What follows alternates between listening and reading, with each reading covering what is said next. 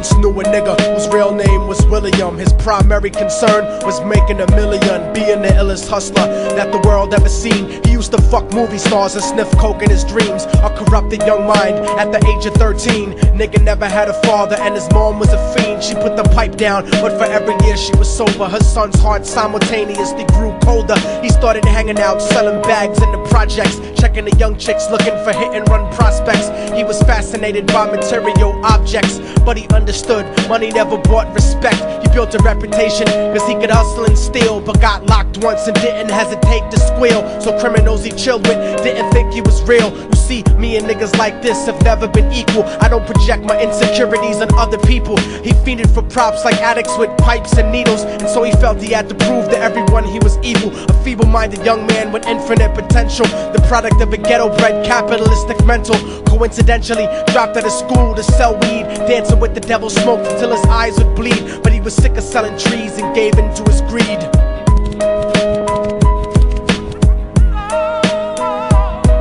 Everyone trying to be trife never faced the consequences. You probably only did a month for minor offenses. Ask a nigga doing life if he had another chance. But then again, there's always the wicked that knew in advance. Dance forever with the devil on a cold cell block. But that's what happens when you rape, murder, and sell rock. Devils used to be gods, angels that fell from the top. There's no diversity because we're burning in the melting pot.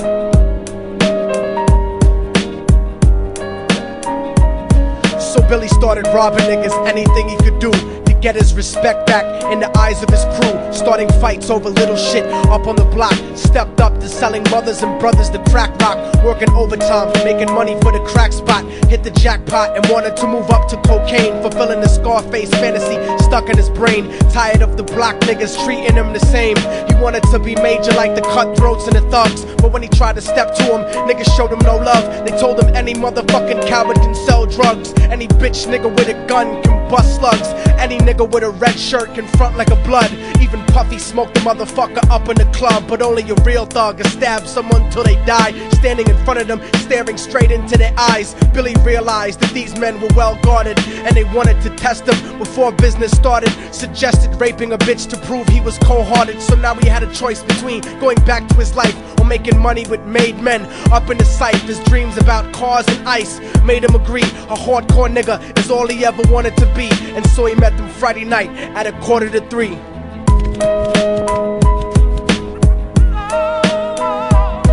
Everyone trying to be trife never faced the consequences. You probably only did a month for minor offenses. Ask a nigga doing life if he had another chance. But then again, there's always the wicked that knew in advance. Dance forever with the devil on a cold cell block. But that's what happens when you rape, murder, and sell rock.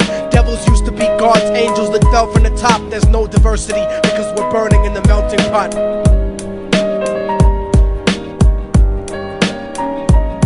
They drove around the project slow while it was raining, smoking blunts, drinking and joking for entertainment, until they saw a woman on the street walking alone, 3 in the morning, coming back from work on her way home. And so they quietly got out the car and followed her. Walking through the projects, the darkness swallowed her. They wrapped her shirt around their head and knocked her onto the floor. This is it, kid, now you got your chance to be raw. So Billy yoked her up and grabbed the chick by the hair and dragged her into a lobby that had nobody there. She struggled hard, but they forced her to go up the stairs. They got to the roof and then held her down on the ground, screaming, "Shut the fuck up and stop moving around." The shirt covered her face, but she screamed and clawed. So Billy stomped on the bitch till he broke in her jaw. Them dirty bastards knew exactly what they were doing. They kicked her until they cracked her ribs and she stopped moving. Blood leaking through the cloth, she cried silently. And then they all proceeded to rape her violently. Billy was made to go first, but each of them took a turn, ripping her up and choking her until her throat burned. Her broken jaw mumbled for God, but they weren't concerned. When they were done and she was lying bloody, broken and bruised, one of them niggas pulled out a brand new 22. They told him that she was a witness for what she'd gone through, and if he killed her, he was guaranteed a spot in the crew. He thought about it for a minute, she was practically dead, and so he leaned over and put the gun right to her head. I'm falling and I can't turn back. I'm falling and I can't turn back. Right before he pulled the trigger and ended her life, he thought about the cocaine with the platinum and ice, and he felt strong standing along with his new brothers. Cocked the gat to her head and pulled back the shirt cover, but what he saw made him start to cringe and stutter, cause he was staring into the eyes of his own mother. She looked back at him and cried cause he had forsaken her. She cried more painfully, and when they were raping her, his whole world stopped. He couldn't even contemplate. His corruption had successfully changed his fate, and he remembered how his mom used to come home late, working hard for nothing, cause now what was he worth? He turned away from the woman that had once given him birth, and crying out to the sky cause he was lonely and scared, but only the devil responded cause God wasn't there. And right then he knew what it was to be empty and cold, and so he jumped off the roof and died with no soul. They say death takes you to a better place, but I doubt it.